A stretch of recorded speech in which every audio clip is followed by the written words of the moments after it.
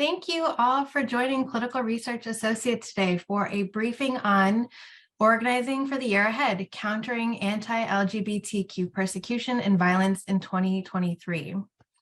For those of you who are new to PRA or Political Research Associates, we are a social justice research and strategy center dedicated to blocking the advance of oppressive anti-democratic movements and to building a just and inclusive democratic society. Over the past 4 decades, PRA has researched, monitored, and publicized the agenda and strategies of the US and global right, revealing the powerful intersections of Christian nationalism, white nationalism, and patriarchy. PRA produces investigative reports, articles, and tools, advises social justice movement organizers, and offers expert commentary for local and national media outlets. Our core issue areas span reproductive justice, LGBTQ rights, racial and immigrant justice, civil liberties, and economic justice. We have just launched a new 5-year strategic plan and are entering a period of increased investment in growing our organization and achieving our vision of inclusive feminist democracy. Relevant to folks in this room, in the course of our strategic plan, we are establishing a dedicated strategic partnership team to strengthen relationships and availability for our invaluable movement partners. So stay tuned for future developments. Before we get into it, I want to express how deeply grateful we are to you, our audience, for joining us today, and for most of you in the room for your incredible work fighting violence and injustice. And we are particularly grateful to be joined by our 4 incredible panelists today: Brandon Wolf, a nationally recognized LGBTQ civil rights and gun safety advocate, who currently serves as the press secretary for Equality Florida; Pham, communications and outreach manager for the Transgender Education Network of Texas and a co-founder of AQUA, Austin Queer Asians; Heron Greenesmith, a senior research analyst here at PRA, PRA's own, and a policy attorney with over a decade of LGBTQ advocacy and experience; and Kwyn Townsend Riley, an organizer who envisions a future for all and fights with a Black queer feminist lens as a member of BYP 100, who is currently working within higher education. Thank you very much to our esteemed panelists and to you, our wonderful audience, for joining us today. Please note, as you'll have noticed, the webinar will be recorded, and the recording, along with a transcript, will be distributed by email and on PRA's website in the next few days. Audience members, feel free to introduce yourself in the chat so we can see who all is with us.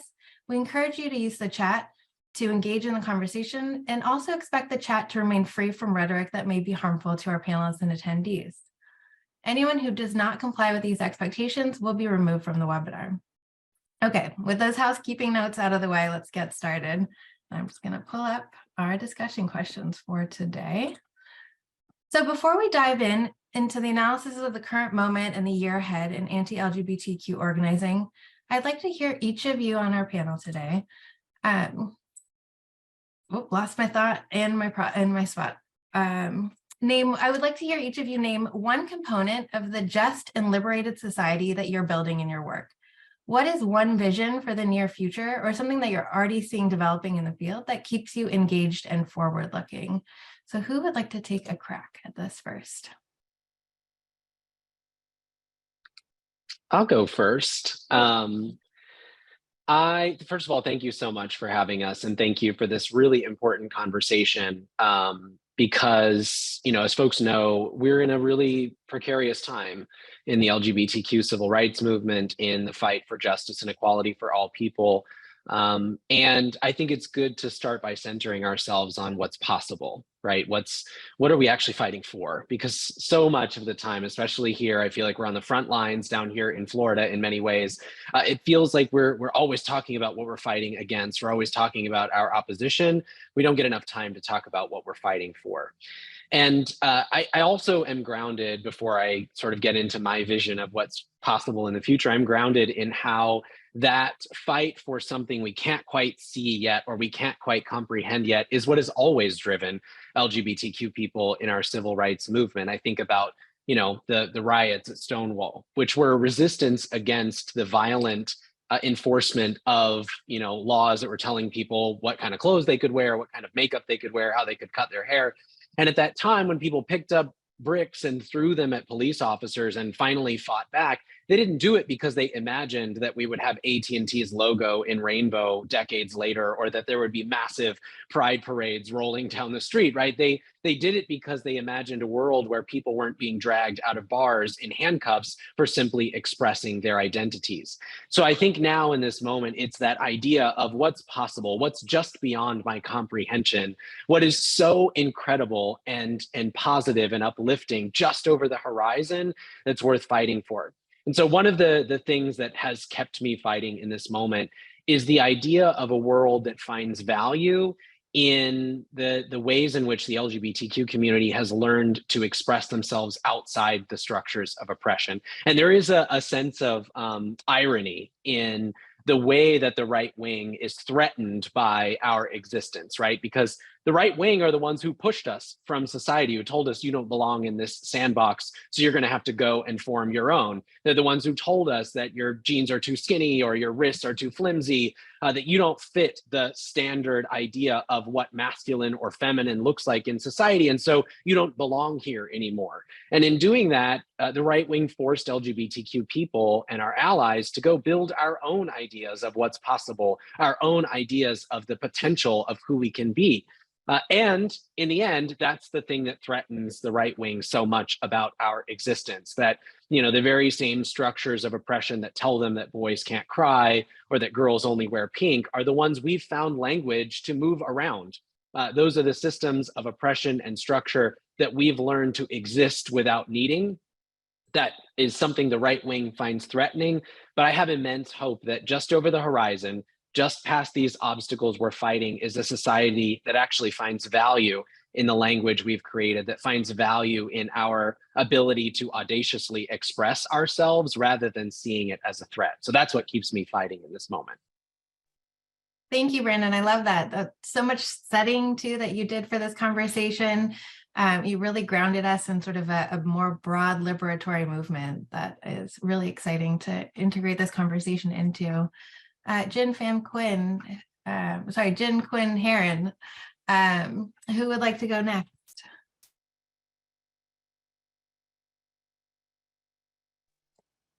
I can go next. I try to wait like 5 Mississippi seconds for somebody else. So we're all about eager beavers today.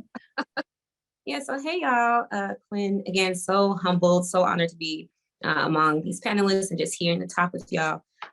One humble pill that I had to swallow as a mobilizer, as an organizer, is that I am fighting for a world that I may never see or may never participate in. And that's just to not only critique how long it's going to take for actual liberation to be emphasized and to be actualized and to be institutionalized, but also just to humbly say, like, I'm really not fighting for myself. I'm really fighting for other people. And so something that I have just been reflecting on in terms of this question is the importance of art.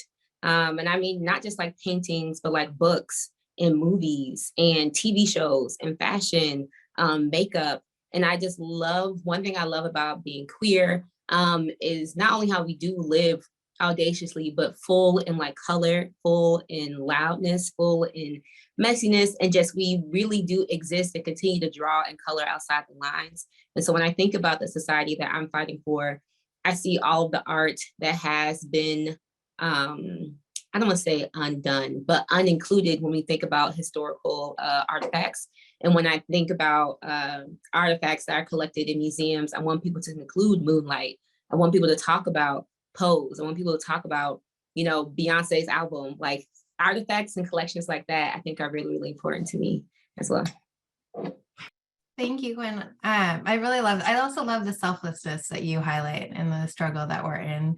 And like, yes, to all the art that you named. That's what makes life beautiful. Jen, Heron. I'll pop in. Yeah. Thank you for having me, and thank you for everyone that's joining us today. I continuously envisioned this. Even before I came out, I envisioned a world in which I could exist wholly, fully, and kindly, right? I think, one large portion of it is that, queer and trans lives, wellness, it can't simply be bought. It can't simply be traded or given to one another. It is always within communities, always within participation between one another in conversations such as this one. But even past that, right, it reminds me every day of like the way that we have to consistently try to answer the question of like, how do we define human rights, right? How are trans rights human rights?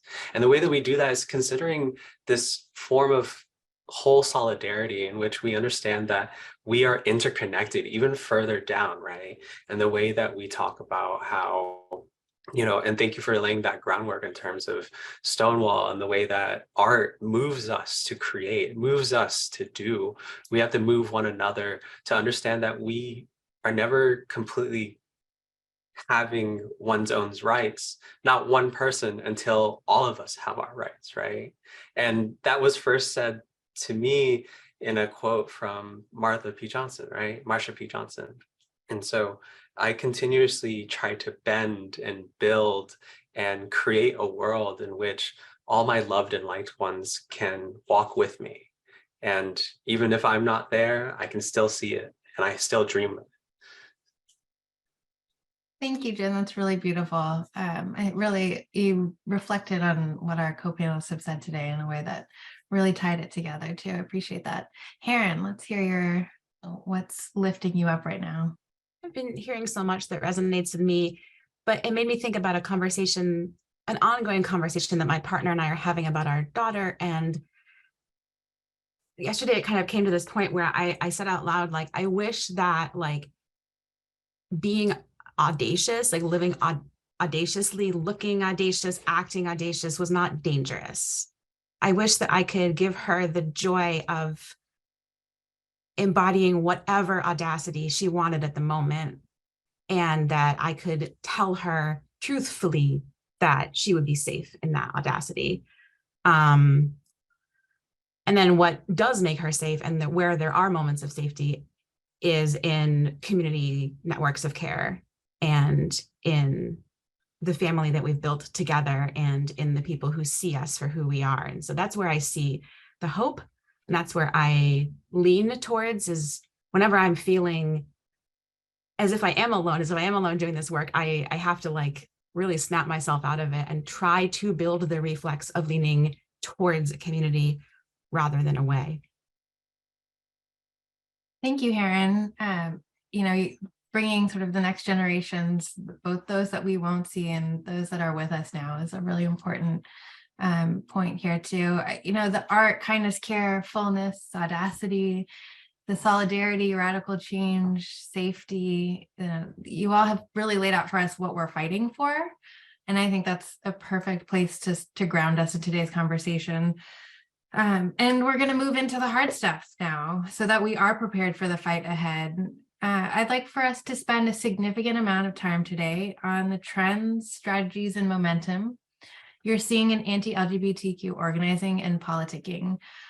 Reflecting on anti-LGBTQ activity throughout 2022, which was a really heavy year, can you also reflect on how trends, strategies, and momentum in 2022 appear to continue, evolve, or be supplanted in 2023? So this is a big question, and we can take our time with it. But who would like to get us started?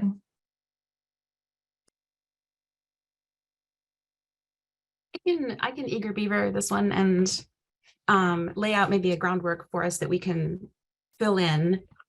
So over in 2022, we saw an increase in violence against the LGBT community, violence against the trans community.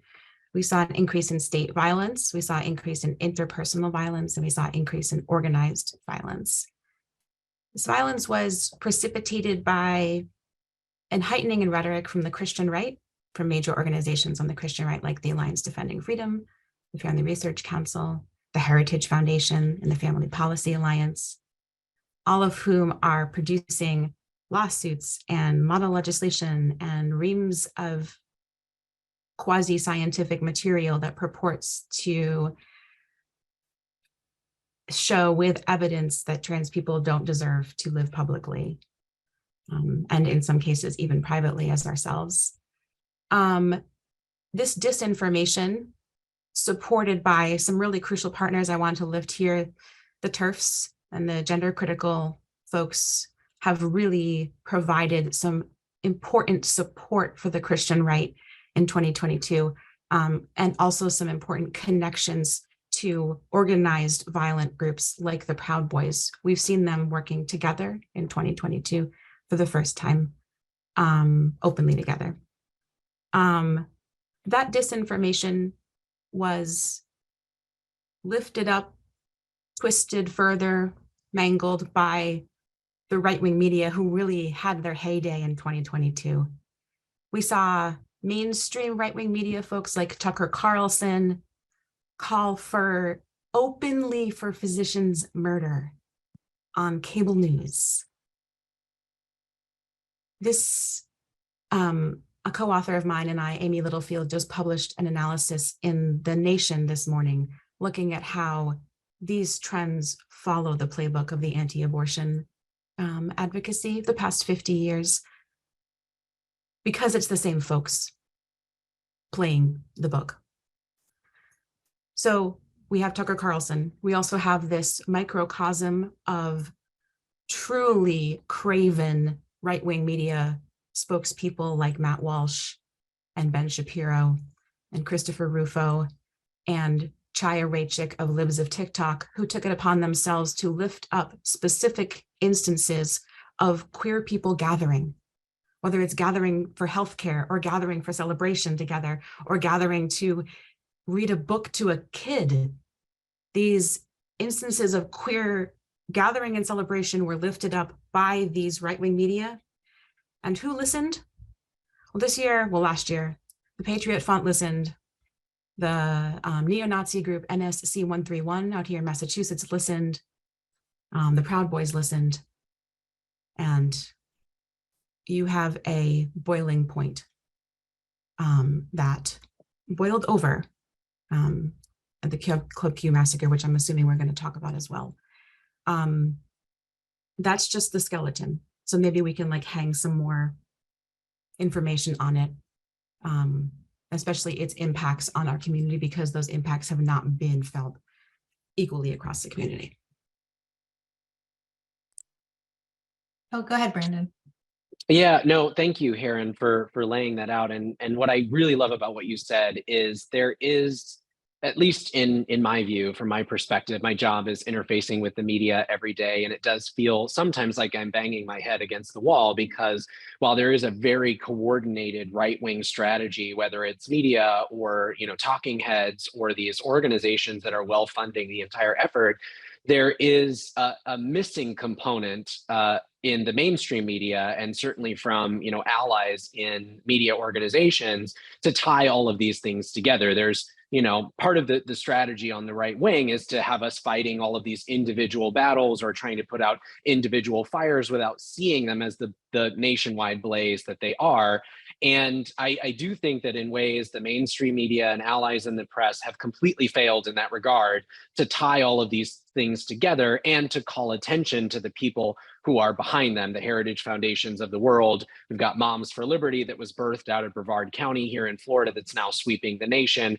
So I think that's number one, is that the right wing is winning the battle to have us fighting these individual fires, while the people who are supposed to be tying it together nationally for us have not done a great job of that. And then I also think there's a political component, and I spend so much of my time steeped in the politics of Ron DeSantis and the Florida political machine, which has in many ways, alongside Texas, set the tone for what's possible with right-wing extremist leadership in politics. And so I think it's important to name that while there's that piece going on with right-wing media, by the way, many of those spokespeople have relocated to the state of Florida, namely the Tampa Bay area. So if you're wondering where the Christopher Rufos and others are in the country, many of them are now living in Florida, unfortunately. And so while that's going on in the media, you also have this political machine that's operating at the same time. And so you've got people like, Chaya Raichik of Libs of TikTok, first elevating individual instances of LGBTQ people existing in the world, passing those things along to the political shops of Ron DeSantis, who are then turning it into policy to try to generate additional headlines. And so I wanted to name a couple of things that I've seen friend-wise that I think are worth watching. Number one is while the mainstream media and the press, who are, in my opinion, sometimes asleep at the wheel, have painted people like Ron DeSantis as the moderate response to Donald Trump, those very same politicians like Ron DeSantis are actually just an extension of the right-wing media. They don't care about the outcome. Ron DeSantis doesn't care about which books are ultimately banned in schools. He doesn't care about whether or not the laws are found to be constitutional or not. He cares about the headlines they generate. He doesn't care what happens to migrants, for instance, once they're dropped off at Martha's Vineyard. He cares that they got on a plane and it ended up on the front page of the New York Times. And so there is this never-ending perpetual cycle of using the power of government to generate right-wing media content to keep their names front and center. And the second point that I wanted to make is an extension of that, which is to say that the right-wing politicians who are using that media ecosystem to boost their own political profiles are not bound to one lane of government or one lever of power to punish people in order to gain those headlines. Ron DeSantis is not waiting for the legislature to file a bill. He is wielding the legislature when it's in session as a weapon to bolster his resume. And then as soon as the hanky drops and the legislative session is over, he's turning to what used to be apolitical state agencies like the Board of Medicine, the Board of Osteopathy, the Department of Business and Professional Regulation, to use them as a weapon against the very same targets he had during legislative session. It's why you saw House Bill 1557, the Don't Say LGBTQ law, pass, be signed into law, and almost the next day we were talking about the Board of Medicine fighting against gender affirming care in the state of Florida. And it doesn't stop there. When those headlines run dry, he then turns to removing locally elected officials and replacing them with his allies or his sycophants to do more work on a local level. The Broward School Board in Florida, for instance, a traditionally progressive community, was at one point a majority DeSantis appointees because he had removed and replaced all of these locally independently elected officials to go out and exact punishment on LGBTQ people, on people of color in the Broward school system. So I wanted to name that in the politics of it all, while the right-wing media infrastructure is stirring up content, it then feeds the political machine that punishes marginalized communities, especially LGBTQ people, with policy, with state agencies, with political attacks on locally elected officials to generate more headlines to keep churning the machine. And it has figured out, through the DeSantis mechanism, a way to keep that process moving, even when the legislature is not in session, even when it's not an election cycle. They've weaponized the whole of government, every lever of power to keep those headlines being generated. Thank you, Brandon. Thank you, Heron. I think you both really outlined who the major power holders are, how they're interconnected, and the narrative strategy that they deploy, in addition to organizing strategies, legislative strategies. Jen, Kwyn, there's a lot more to get into. Jen, go ahead. Yeah. Brandon, you said it so beautifully in terms of just like being able to leverage, and especially state leaders and our legislators, even in off years, have been able to leverage not only state departments, but state departments to criminalize queer and trans individuals, to criminalize even further people of color within the state, right? And so, you mentioned some really damning moments in which that happened. And, in the same way in Texas, when they try to criminalize people supporting and loving their trans youth in their family, right? Where the Department of Family and Protective Services, even when we have one of the worst foster care systems in the country, to separate them from a supportive support network in which their family is actually already protecting them, right?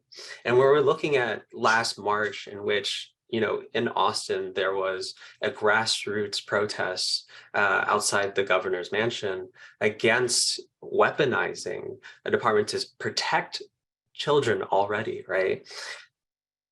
It was also within the city Austin, which is the home of InfoWars, right? Where they came in an armored truck, same vibe, same energy, to intimidate, right? And a lot of these tactics and a lot of these situations are to intimidate and also embolden their base already, right?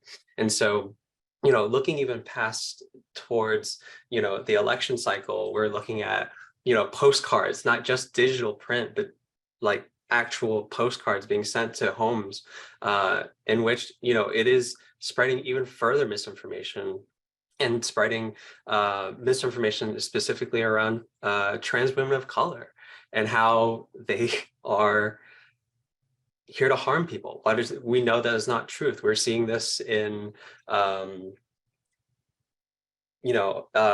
across the whole nation in terms of the way that we have to be able to actually call it out in terms of who is allowing this and witnessing that it's not just our state leaders, but also the ones that they appoint as well. And so just want to talk about that as well. Thank you. Thank you so much, Jen. I want to echo one of our chat participants, Elizabeth, says, really appreciating the lens of criminalization. You really connected sort of the fight for LGBTQ justice, thriving, safety, and the need to abolish and defund police in such a really clear way. And I would love us to continue to keep that in focus in our conversation. Kwyn, I'm going to pass to you. Everything that I definitely agree and want to repeat and underline and bold, everything that my panelists have offered. 2021 was recognized as the deadliest year for trans and queer folks for the Human Rights Campaign. And I think that should be something hard for us to feel and hard for us to digest. And I understand with our society, there seems to be lots of saturation of deaths and names and victims. But that is something that I don't want folks to just get familiar and complacent with. As much as we talk about, people talk about how grief comes in waves, I feel like violence is something more like a volcano. And right now we've been erupting with not only just bills, but lots of policies. I had mentioned earlier how art is something I want to see, because with all these book bans, particularly, there are stories that are no longer being told, and there are people that are being erased. There are narratives that are not being told, and therefore children, adults may not actually find themselves seen, may not find themselves reflected, and won't be able to have the safety of literature, of poems, of essays to wrap themselves around. And I think it's also important to note the hospital bomb threats for hospitals that have been choosing to offer gender affirming care for trans youth. That's something that's really devastating to hear with everything going on with the Vanderbilt Hospital.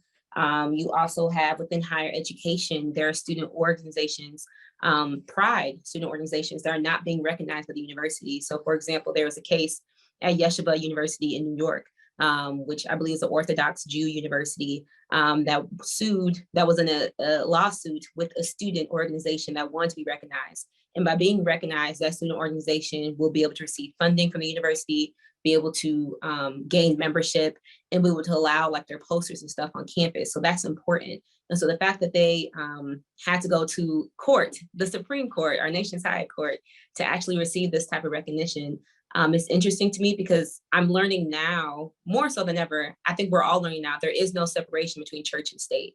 There absolutely is no separation between church and state. Literally, the state is fueling up the church, and the church is being fueled, from the state. And literally everything that when we think about violence, especially against, queer folks like myself and trans and gender non-conforming folks, it's all rooted back to Christianity and religion, which is one of the most political, one of the most used tools, I think, when we think about attacks on marginalized identity, all goes back to religion and that type of system. So I just wanted to bring up that. And yeah, I think that's all I have. Thank you, Kwyn. I really particularly appreciate this, the point you make about erasure and culture, and also culture as a political landscape, right, to participate in. I think it's something PRA doesn't do a ton of in our work, but it's certainly a major line of strategy for violent and genocidal movements. And you really named that well. I want to continue with the last point that you made, sort of the complicity between Christian right organizing and the state. And I want to pass it back to you, Heron, to talk a little bit about your work at PRA, really tracking the Christian right, both, specific named Christian right strategies, but also the relationship that you touched on earlier with sort of purportedly centrist or almost like so-called left feminist movements that are not only anti-trans, but incredibly complicit in Christian right organizing. Yeah, we saw some pretty strong spillover from the anti-trans feminists who work and live in the UK and have been frighteningly efficient and effective there in dismantling the centralized system for folks to receive trans affirming care, specifically youth receiving, the only clinic that had the referral service for youth receiving trans affirming care. The Tavistock Clinic has now been dismantled. They are still providing care through the National Health Service in the UK, but the centralized location at which the providers, were connected is now being dismantled. And I'm assuming everyone saw that for the first time in the entirety of Scotland existing, the Prime Minister of England stepped in and said that Scotland may not amend its Gender Recognition Act to allow people to self-identify their gender. There's been plenty of news about this. I'm not going to, give any more details other than the Gender Recognition Act is a interesting administrative quirk of the UK where it's just a piece of paper that says your gender and you don't need it for anything. It's just an affirmation. And that England, the English government is so frightened of two things, I think. I think the Tories are frightened of, bodily autonomy, just as conservative people are in the United States. And I do believe that this is tied closely with Scottish autonomy as well. And I think Scottish folks have said the same. And so here you have yet another example of how state violence and anti-trans violence are inseparable. The Tory party is using anti-trans violence as a weapon, literally wielding trans people's bodies against apparently trans and cis Scots people. That effective anti-trans feminist organizing has moved into the United States, and in 2022 we saw, pardon the expression, TERFs go mask off. We saw anti-trans feminists much more openly cooperating with, organizing with, being seen openly with. As I said, there's a anti-trans feminist from the UK who came in and traveled and did a speaking circuit around the US, meeting with anti-trans feminists from the US along the way. Proud Boys started showing up at her stops to provide security to the anti-trans feminists. And rather than saying, oh no, thank you, we're feminists, our beliefs are completely opposite to yours, they said thank you and stood there next to Proud Boys. We saw some important bolstering of this idea that it is okay to say you are a woman and a feminist and that you have concerns about trans people.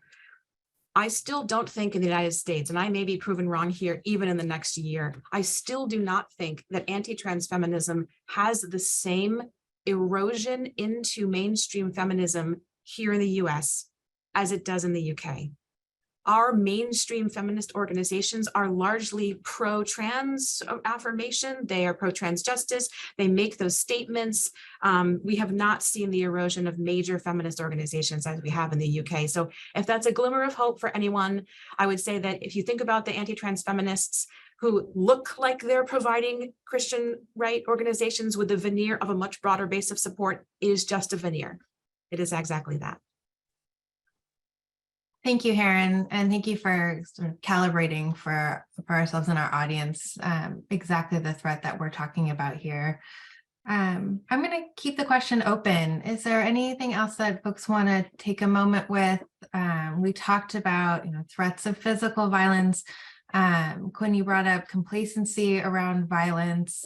And we're moving into, I would say, year 3 of very large scale anti-trans legislation, organizing. That's a long time, right, to carry the ongoing trauma. And and to keep up the fight. We talked about right-wing capture of higher education, if anyone wants to pick that up. And then there's also space to talk about who's funding all of this, right? Where's the money coming from? Yeah, Heron. I just wanted to bring in that Utah today, when the first ban on trans-affirming care for youth went into effect today. There's 3 other states that have bans. They haven't come into effect yet. 2 are pending lawsuits, and 1 is doesn't come effect until March. So as of today, we have kids who can't access healthcare. We are going to have children who are detransitioned, children who are told that they cannot access the healthcare that they need to access. I also wanted to bring up, Kwyn mentioned the hospitals. Back to just like kids. There's kids in those hospitals that have cancer and are dying of cancer. There are babies in hospice in those hospitals. Like, I'm literally getting emotional about how violent it is to attack a provider of healthcare, the center of a community. We don't have a lot of third spaces in our communities, but hospitals are centers of communities for a lot of people, especially cities, especially for low-income people who don't have access to healthcare, who don't have access to a doctor. People use hospitals as healthcare to attack I'm so glad you brought that up, Heron. And I feel like for me, that's at the core of my organizing. I think it's at the core of our message to people. I know there's better ways for us to explain, but bigotry consumes everyone. Anti-LGBTQ animus consumes everyone. There is no one who is safe from violently oppressive structures, right? Patriarchy, misogyny, anti-LGBTQ hatred, racism, white supremacy, those things consume everyone. They benefit absolutely no one.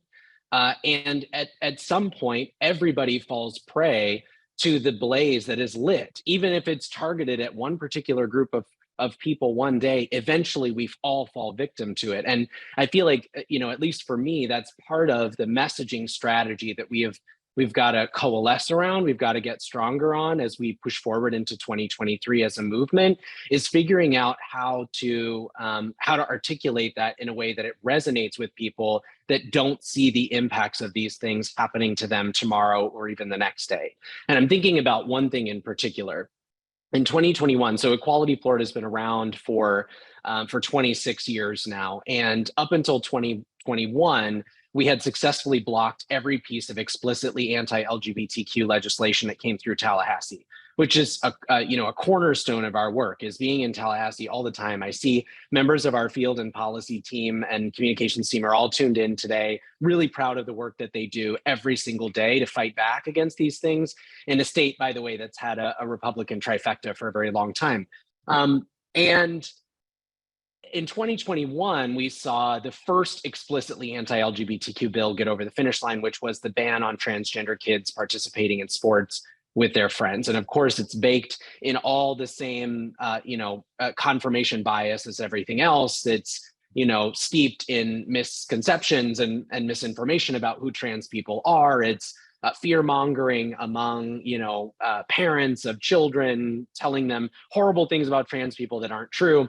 And when you're trying to mobilize the community around that, people weren't showing up for trans people. Let's just, call it like it is. People were not showing up the same way they show up for pride festivals, the same way they showed up when the bill was called Don't Say Gay. They did not show up for trans kids in that moment.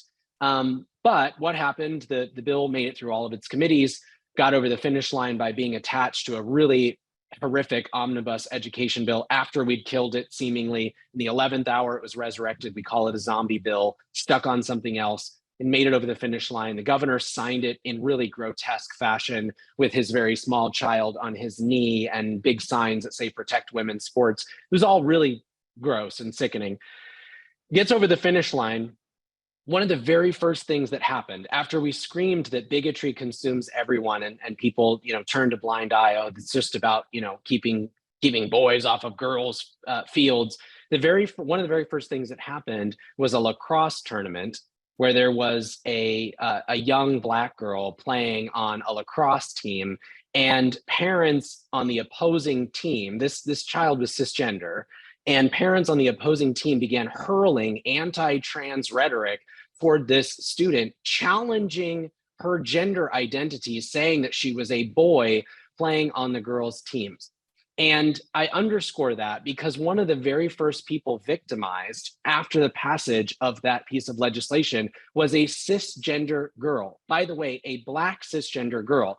Black women's bodies have been policed by these same systems of oppression for all of time. And one of the things we warned about was that Black girls would be among the first people to feel the weight of a piece of anti-trans legislation that bore fruit almost immediately.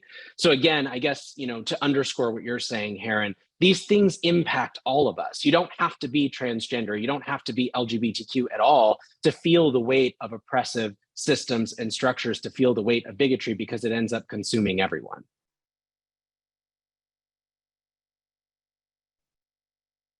Thank you, Brandon. I think I cannot say it better. I will not even try to summarize such a succinct, strong point that you made. Kwyn, Jen, would either of you like to chime in again here?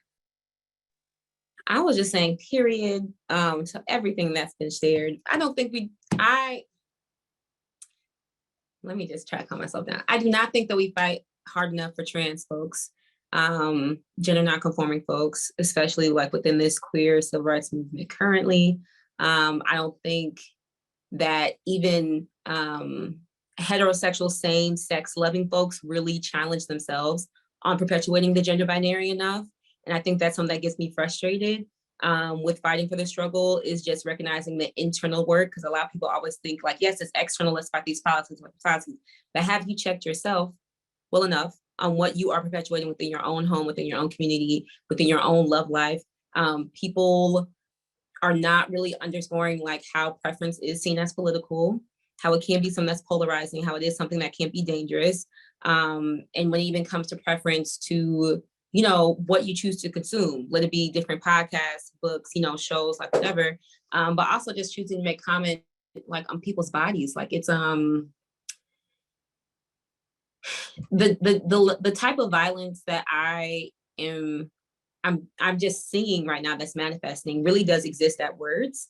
And I don't think people really take the time to understand how much words really, really, really, really do matter, especially within our community. And I don't mean just to, just the pronouns or just like somebody, using their name or whatever, but more so like when it comes to laws and like policy work and allowing folks to be who they want to be. And I forgot to completely bring up sports. When everything was going on with the Olympics, that was a huge, huge contentious debate. And a lot of my family and friends would just ask me like, Kwyn, can you explain like how a girl can play for the men's sports, do all that stuff? And we had to take it all the way back to like, okay, can you define like what a girl is? Like, can we talk about like what it means when somebody transitions? And there's a lot of, I don't want to use the word ignorance, but a lot of people don't know a lot of stuff.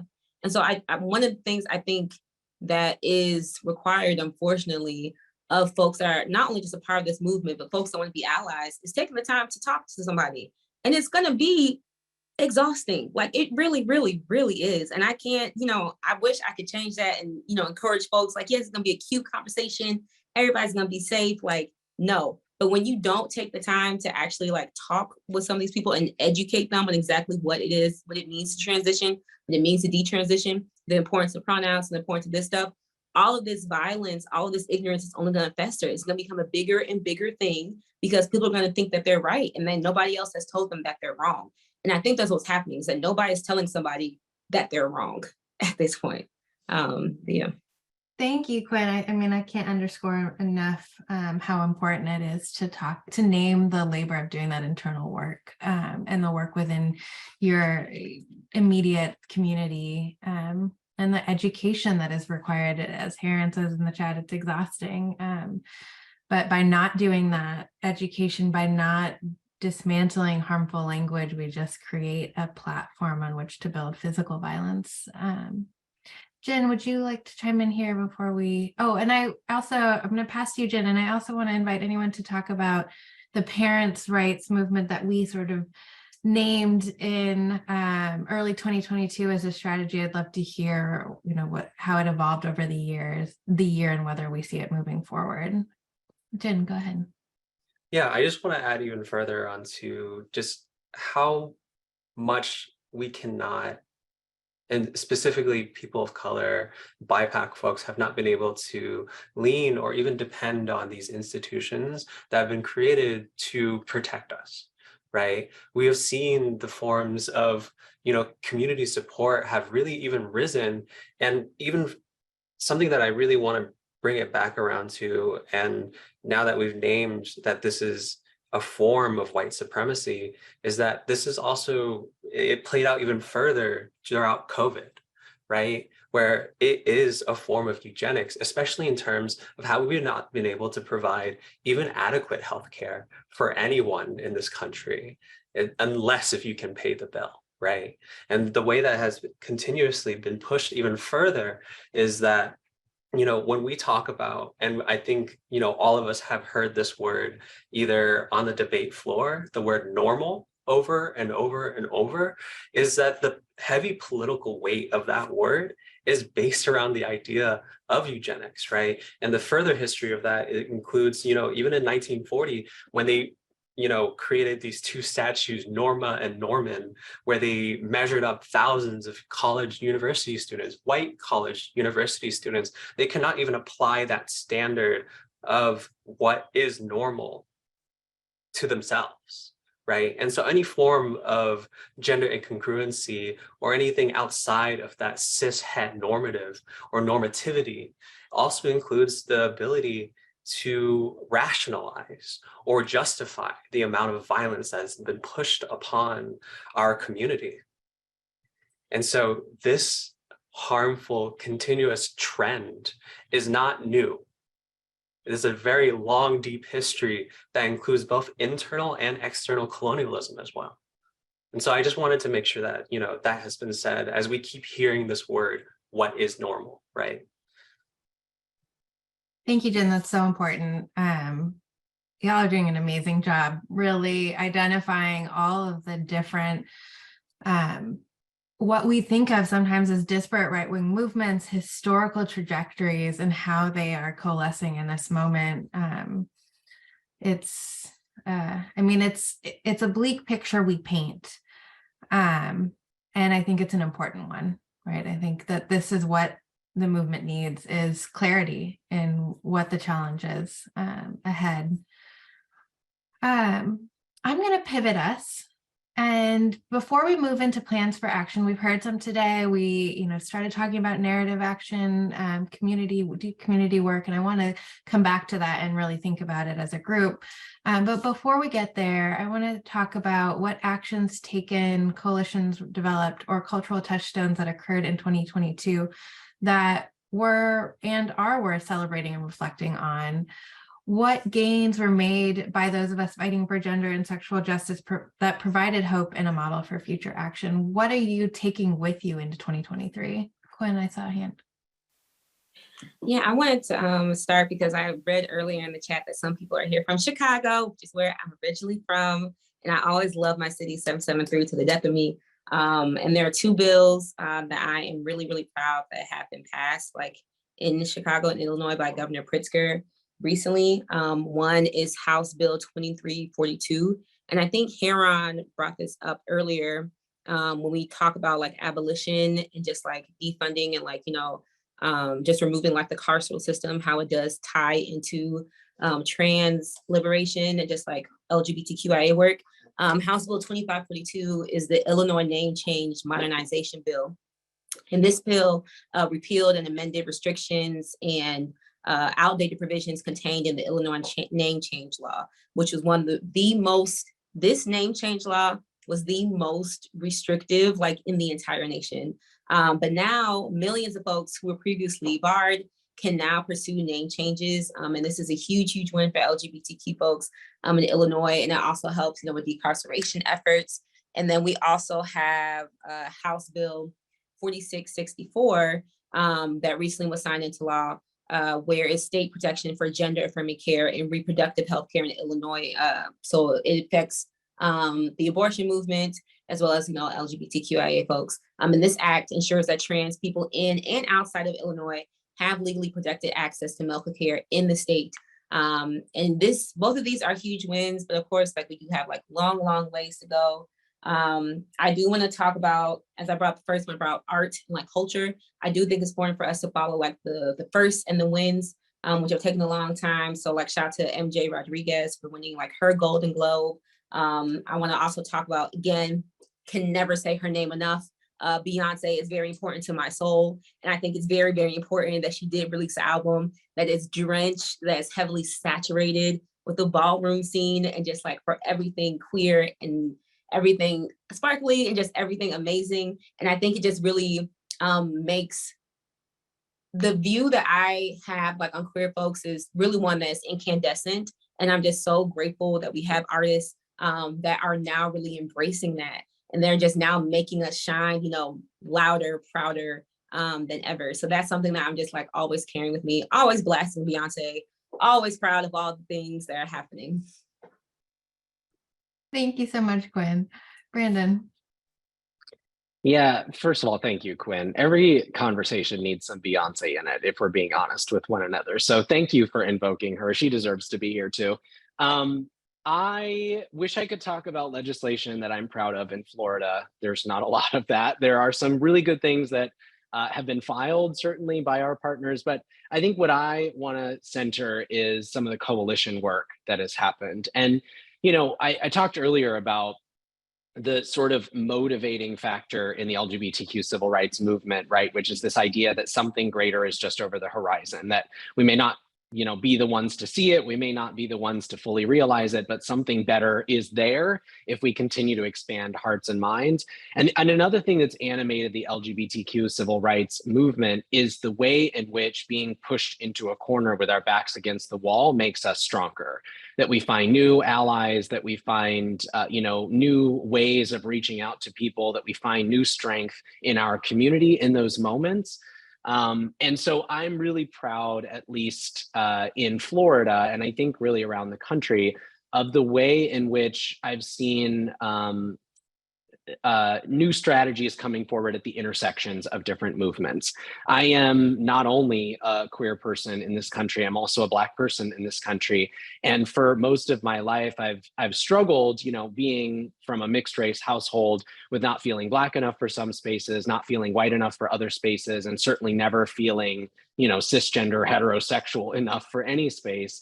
And it's given me a lot of hope in the last year to watch the movement for LGBTQ civil rights and racial justice intersect in Florida in the way that it has, to, you know, watch an organization like Equality Florida, whose mission is LGBTQ equality, take the lead on, you know, voicing concerns about the Stop Woke Act, for instance, that directly attacks an accurate telling of history in our state.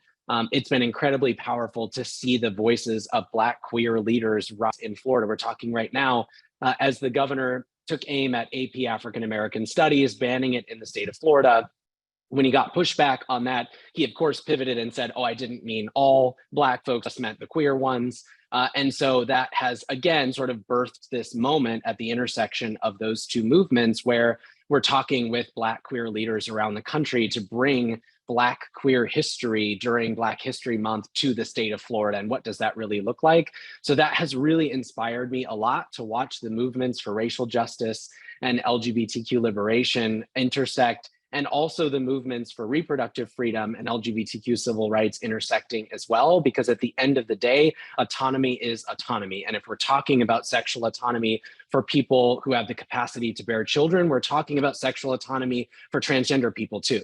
It's all about having autonomy over who we are, our sexuality, our gender expression, the ways in which we move throughout the world, and a freedom from government-forced conformity into someone else's idea of who we're supposed to be. And so watching the reproductive justice movement work in tandem with the LGBTQ civil rights movement in the state of Florida, watching the way in which Planned Parenthood and Equality Florida move in, you know, arm in arm to try to protect people has given me a lot of hope, and also helps me keep my eyes locked on what I think the future of this country and the globe can look like when we really see our collective liberation as linked and intertwined.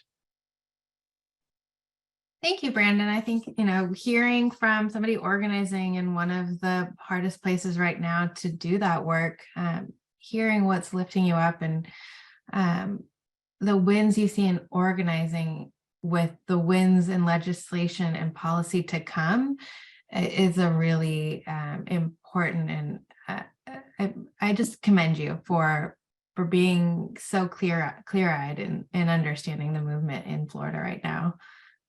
And as a fellow Floridian, man, it hurts. So I feel ya. Jin, can I call on you to go next? Yeah, for sure. I really want to focus on what we were able to do. I think there was a form of fatigue following 2021 in that legislative session. And so, focusing on that and moving towards, February of 2022, the TENT, or Transgender Education Network of Texas, launched a campaign called Love Letters to Trans People, right? And within that, we really wanted to, be able to give these short love letters to folks that aren't necessarily feeling up to it, right? And tired, and rightfully so, right? And when we launched it, 8 days before Valentine's Day,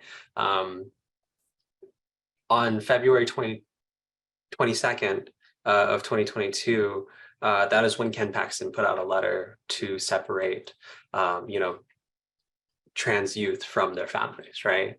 And what really, from that, it really did blossom into a brighter image of what we could see within, human decency from even around the world. And what do I mean by that is that we got love letters from all around the world. The whole world continues to look at us in terms of the ability, and it's the same feeling as I get when I look at Queering the Map, right? Of just the amount of love being poured into our states and into, the trans folks around our nation in terms of how they want to be supported. And, one thing that I really want to focus on, looking into this year, but especially last year, was trans joy and what that looked like, right? And there are so many people invested in the joy of queer and trans people in our nation, right? There's so many people invested and appalled of what's happening to our communities. And there's so much of that solidarity that I mentioned from the beginning of this panel to now, right? Of people who might not be able to be there right then and there, but they are still the ones showing up to volunteer events, to call their legislator. They're still the ones that are coming to, their state's capital, and they might be, it might be the first time that they're hearing they can do something about it. And it was through that love letter campaign that they finally found that self-determination to even share with someone across the world digitally or postcards, that there are so many love letters of people coming out. There's so many love letters of, wow, you're out, and I wish I could be too, but I still love you. And that feeling continues to push me through, especially, right after that campaign and the explosion of love letters from around the world, Lizzo getting up on stage at South by and saying trans kids deserve to be Texan, they deserve to be here, and they deserve to be loved. I mean, that's a win that I continuously reflect on, walking into 2023. Thank you so much, Jen. Please ignore the fire alarms if you can hear them. Something's going on in my house. I just want to underline what you and Tent have done, which is prioritize the emotional capacity to keep doing this work. And the strategy in doing that is so important to the work that we're all doing. We can't continue right down this path without stopping to prioritize the emotions of the work, the exhaustion, and to lift each other up, not only to build community, but to stay in the struggle. And Lizzo, Beyonce, I mean, come on, this is 2022 had some real ups for sure. Heron, I'm going to pass to you. I want to celebrate. I mean, I agree with everybody's, like, I want to celebrate the youth, like the kids who had to like grow up really, really, really, really fast because their parents had to tell them things like, we're not going to be able to continue to go to the doctor, or we're going to need to drive 20 hours to go to the doctor, or the kids who don't have parents who would have said yes anyway, right? The kids who are watching this debate around care, not to be maudlin, but from a street corner. You know, the trans youth are vastly overrepresented in homeless youth, vastly overrepresented in foster youth. We have some folks bringing up foster care in the chat as well. I always, whenever people talk about, whenever I read it on the right about this, like, you know, glut of care, this apparently overflow, so much care that we need to restrict it.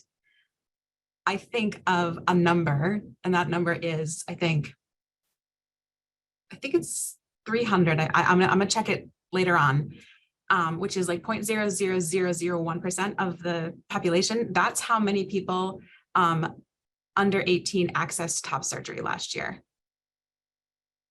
300 total people. That's like, I think fewer people than got struck by lightning. And fewer, I'm just going to start exaggerating, fewer people that got bit by raccoons, you know, and fewer people, you know, who stabbed themselves in the nose with their toothbrush because they sneezed at the same time. But we don't legislate against raccoons, and we don't regulate toothbrushes. But in fact, we do regulate toothbrushes. We have an entire medical body that does regulate toothbrushes, the American Dental Association, and we trust them to make sure our toothbrushes are safe. We trust ourselves not to sneeze and shove a toothbrush into our brain. The fact that we are speaking over medical institutions, we're speaking over parents, we're speaking over kids, we're speaking over people who know what they're talking about because either they lived it or this is their actual job. The disdain towards children is in such contrast to the messages that we were talking about. And in the chat, protect the children, save the kids. Oh no, they're going to be groomed. Oh no, they're going to face sexual violence. While you have kids screaming on street corners for just somewhere to sleep that night, not to mention care, transaffirming care. I want to celebrate kids. Thank But you. I ended up being sad again. I always end up being sad. That's okay. I think that's an important note. I think we can also stick with this conversation, you know, who are we fighting for? And look ahead. We're 1 month into 2023. How can and should our queer-led and allied organizations and communities orient themselves to the struggle for basic rights, safety, authenticity, thriving this year? Heron, you named, you know, one of the most important orientations towards the well-being of children in this country. And what are some of the most compelling strategies that you're working on or are already deploying to both block the continued erosion of LGBTQ rights and build that liberated future that we started today's conversation with? Go ahead. Well, Brandon. I first want to underscore, Heron, thank you for bringing us back to young people. And thank you also, Stephanie, for calling out our trans elders, our LGBTQ elders. It is, you know, this is not to take away people's agency, but it is the people that are most vulnerable in our community who need our fight right now. People ask me all the time, is it, you know, time to leave Florida? Are you going to move home? I'm from Portland, Oregon. Is it time to pack up and head back to the Northwest? And my answer is no. It might be for other people. It might be for those with young children or those who are retiring who, you know, it's no longer safe, but it's safe enough for me to fight. And I have an obligation to put my own comfort on the line in order to continue to fight for, you know, for a Florida that we all deserve. So I thank you for first, you know, underscoring the importance of fighting for those who need us most. And I also just, you know, want to underscore too the power that young people have had to inspire me over the last year. there was a moment in the fight against House Bill 1557, that don't say LGBTQ law, where we were, a month and a half in. And I just wasn't sure if it was worth it anymore. It was so demoralizing and so horrifying to watch every single day. I was home in Orlando, but I was watching every single hearing, and I was listening to these lawmakers, these people with incredible power in our state, say dehumanizing things about children in the same breath that they were talking about the parental rights in education law. And I remember getting up, it was a hearing day, and I just thought, I don't know if it's worth it anymore. I don't know if I can do this work anymore. I don't know if I can keep getting up every day and putting myself through this. I don't know if I have the emotional bandwidth to keep delivering in this way. And I kid you not, it was that very same day that we turned on the news and thousands of students had walked out of class across the state of Florida. And it was because they were unafraid to advocate for a world that they know they deserve. My boss says all the time, you can't put the genie back in the bottle. TikTok's not going anywhere. Twitter's not going anywhere. Instagram isn't going anywhere. You can't pretend like LGBTQ people don't exist. And young people can imagine a world where LGBTQ people are treated with the same dignity and respect as everyone else. And that was exactly what they were advocating for that day. So again, thank you for underscoring young people and the power they bring to the conversation. And in terms of strategies that we're deploying to continue that fight for young people, for our elders, for our community, I think there are a couple things that we're trying. Number one, we launched our first ever cable ad campaign during last year's legislative session. Our opponents told us that it caught them by surprise. They were not expecting us to nickname the bill so effectively. They were also not expecting us to launch, dystopian ads on cable networks across the state of Florida. And so that, I think, has been interesting, is using new mediums. This year, we're talking about language access. Our opponents have worked really hard to get their message out in Spanish language in a way that I think the infrastructure, especially the national democratic infrastructure, has not been willing to invest in. So our organization is talking about investing in language access to make sure that people are hearing us in the ways that make the most sense for them. And finally, my encouragement to others as we think about organizing, especially in places like Florida and Texas, is the old ways of doing things aren't working. This idea that we're going to build a moderate coalition of Republican lawmakers in these state legislatures is not working. It's just not working. Those people are not there. They're under immense political pressure to move to the extreme right. And so we have to reconsider what power building looks like. It doesn't look anymore like mobilizing to a hearing room and trying to move the one person on that particular subcommittee to do something different on a bill. It looks like going to their home district and knocking on the doors of their constituents and telling them about the authoritarian fascist legislation that they're supporting in the state house. It looks like going to our neighbors, to our friends, to our family members, and organizing them to get out on the street to demand a world that's different, that's better to the people they love the most.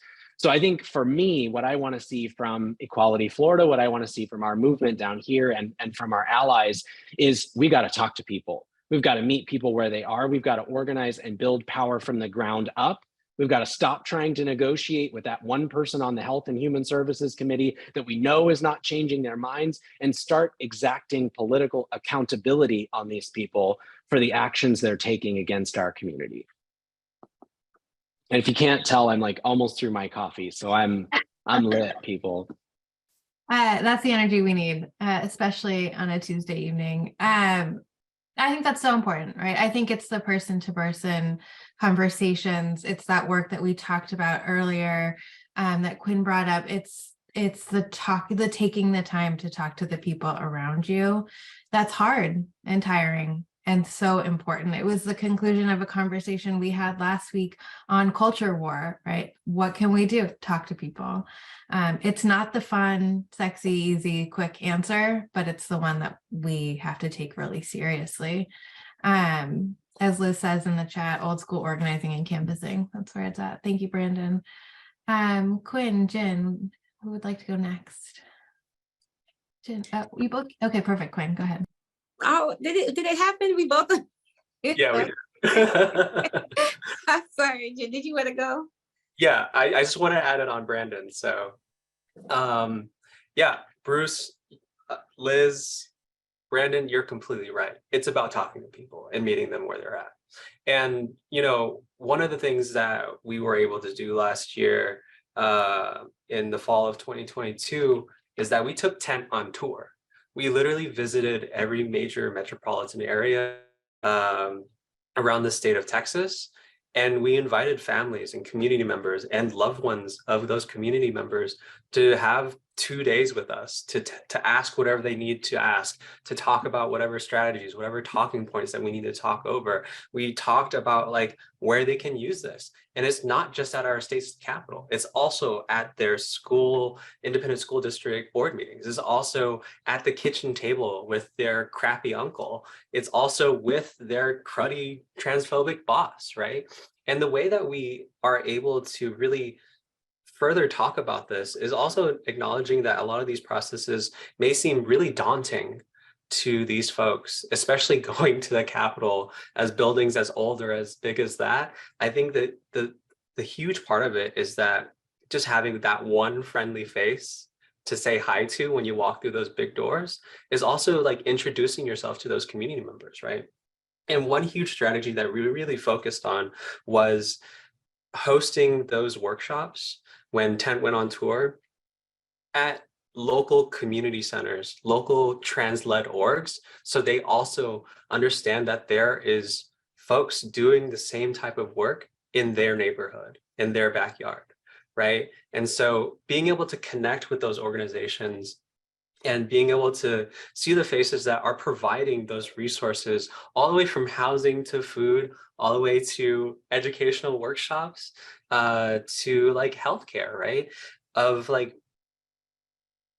more often than not, sometimes I hear, my kid's the only trans person I know. And that is not how it's supposed to be, right? There's a wide community in which there has been, you know, established support networks in which, you know, what queer and trans-led orgs can do is continuously connecting those bridges for these families and these folks that we're advocating for.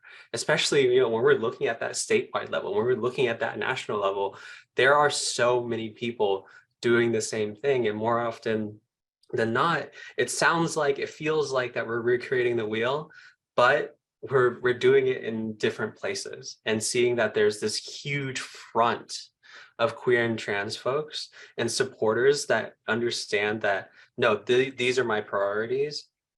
Now I need to know who's next to me.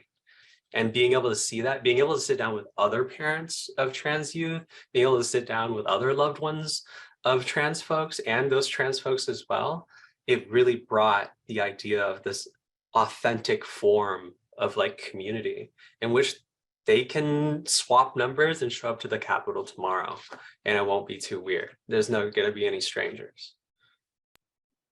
Thank you, Jen. I love the intentionality that you and Tent are bringing to building community and to having those conversations, the sort of careful thought going into how to make them sustainable conversations, right? That outlive the initial point of contact and how it turns into political power. I think that's such a wise strategy to deploy.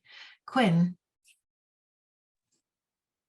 Yeah, I struggle with answering this question just because I'm a Scorpio, y'all. So I'm usually always in my feelings, but I'm very, very protective over my people. And I want to be honest with you guys and say that BYP 100 as an organization is in a place of grieving. We lost a member, Turner Cooper, who was the founding member of our Dallas chapter. And he is also a national member. And he was somebody who really just provided lots of breath for places that I, personally cannot feel as if I could breathe in.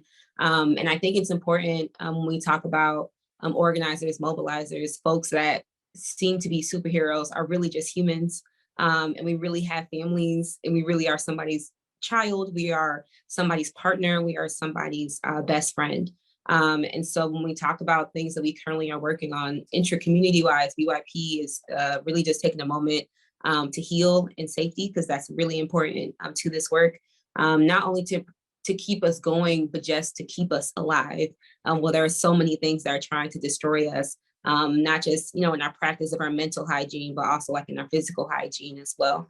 And so right now, seeing that it's Black History Month, we do have 28 days of Black love. If you follow us on social media, we do have healing and like Reiki stations, sound baths that can happen virtually. And I would like to emphasize and remind folks that these spaces are just for Black, queer, and trans and gender nonconforming folks. And so I'd like to, hopefully you guys, have some Black friends, but like, please continue to share information about BYP100, as well as like other organizations as well. But yeah, just keep us lifted if you pray, if you think, if you have an altar during this time. Thanks.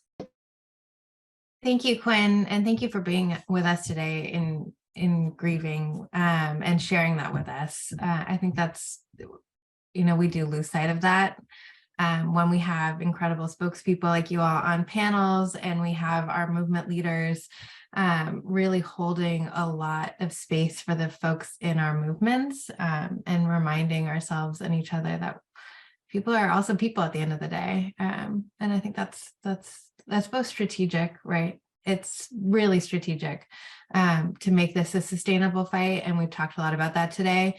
And it's necessary. It's a part of why we do it. Heron, I'm gonna send it to you. So one thing that we've been doing is shoring up folks' confidence in the face of disinformation, in the face of gaslighting. Essentially, we're facing a pretty enormous gaslighting campaign where we are told that medical science is incorrect, and that consensus of medical associations who have done multiple studies and meta-analyses of those studies are wrong. But this other single study that got done that is not replicable, but claims the opposite of the medical consensus, that's called gaslighting. And Kwyn, you were talking earlier about, just being kind of frustrated at folks's, I guess in one word, gullibility, right? Just like our susceptibility as humans to believe things that don't make any sense at all. I'm sure there is some evolutionary benefit to not having any common sense, because some of us do, but I have not determined what it is yet. But I would like to say to all of us here that feeling unsure in the face of gaslighting is a natural response. It is okay to not know what to say against an anti-trans talking point in the moment. It's actually even okay to never know what to say to it. People all the time ask me, like, why do people hate trans people? What do we say to someone who hates trans people? Those people are not the ones we're talking to. We don't need to understand why someone hates trans people. Perhaps some researchers who are interested in doing some, social cycle analysis of that, but that's not what we're doing here. We are saving lives and moving history and our future towards where our children can be safe and their children can be safe. And I want to reassure all of us that feeling unsure in the face of lies, not knowing what to say in the face of deceit, are natural things. And that's what PRA is doing. We provide context. We provide context to our partners. We provide context to folks who read our stuff. I pasted a couple times a context providing resource that we just released on Friday about how to combat anti-trans disinformation. That's something that we do. We also work with feminist organizations to help them build confidence so they can talk confidently to their board members and to their constituents about why it's important to support justice for trans lives and why bodily autonomy is an important goal for all of us. I'll leave it there for now because we need to have some closings. Thank you so much, Heron. We've got 10 minutes left, 9 minutes left. So if everyone wants to drop in the chat the orgs that you want your fellow audience members to follow, like, support, this is your chance to do that. And PRA will continue to have these conversations as I know are plentiful in our movement space, where we do create community and we come together to have these important conversations. Today's was superlative. The four of you were incredible. I can't thank you enough, Jen, Kwyn, Brandon, Heron, for taking the time to share your vision for what we're fighting for helping us understand the fight, to contextualize who we are in opposition to, for strategizing with us, and for helping us learn from recent examples from the past year as to what can work and where our energy should be directed. I think this was a really useful conversation. We're going for a briefing here so that folks can take parts of this conversation into their work, into their conversations at home, in the community, and feel some sense of surety that we're on the right path and that we know what needs to be done. And you all really provided that insight. And I just cannot thank you enough. To our audiences, thank you so much for attending today. This was both a heavy and in some ways really uplifting conversation. And again, I applaud the four of you and those of you in the chat who are also bringing it home with your excellent comments. I applaud you for being able to do that. It's hard and it's necessary. Thank you again. Please stay tuned. PRA is going to continue to have these kinds of conversations. In the meantime, check out politicalresearch.org. There are a ton of incredible resources for combating anti-LGBTQ movements, many of which have been drafted by our very own Heron. Religiondispatches.org is an excellent outlet to go if you're interested in the ways in which the Christian right really intersects with the anti-trans movement, the anti-LGBTQ organizing that we're seeing. Chrissy Stroop is an incredible writer on Religion Dispatches, and I would definitely direct you to her work as well. And to Jen, Kwyn, and Brandon at Tent BYP 100 in Equality, Florida, who are doing incredible work and have more to share with you. So thank you. Thank you all.